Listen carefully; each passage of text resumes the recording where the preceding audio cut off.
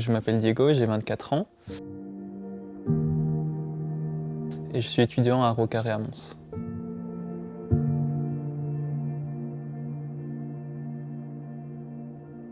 J'ai choisi les registres du Grand Tour nu de Christian Boltanski parce que je suis intéressé par cette question de mémoire qu'il travaille dans cette pièce. Aussi l'idée de l'individu, je trouve ça intéressant.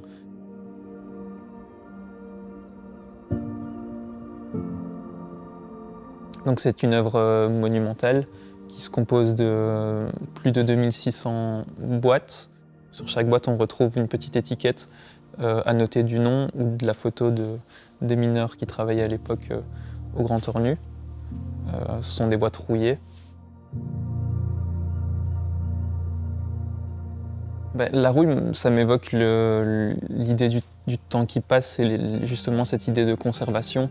Puis aussi la forme de la boîte, un endroit où on entrepose, où on peut garder des choses.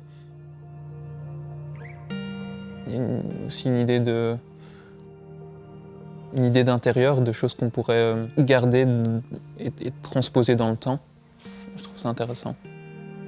Et j'imagine que se retrouver face à un mur de plus de 40 mètres qui se compose de boîtes avec des photos dessus, ça doit être assez émouvant. J'imaginerais que dans ces boîtes, on aurait pu conserver, je sais pas, un objet, une lettre, un souvenir, un mot, quelque chose peut-être de tout petit, mais qui peut évoquer la personne.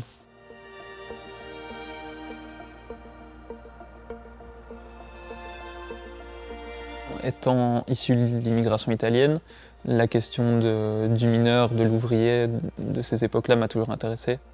Et puis justement cette question de mémoire, de toutes ces personnes qui ont fondé les bases de ce qu'on connaît maintenant, ça m'a toujours intéressé. Et je trouve ça vraiment important de pouvoir donner à chaque individu, en fait de le faire traverser les époques tout simplement. J'ai vu une interview de Boltanski il n'y a pas très longtemps, où justement il disait il n'est pas juste de dire 5000 mineurs, il faut nommer chacun d'eux. Ce ne sont pas des groupes anonymes mais des individus. Aujourd'hui nous entrons dans une sorte de monde post-humain.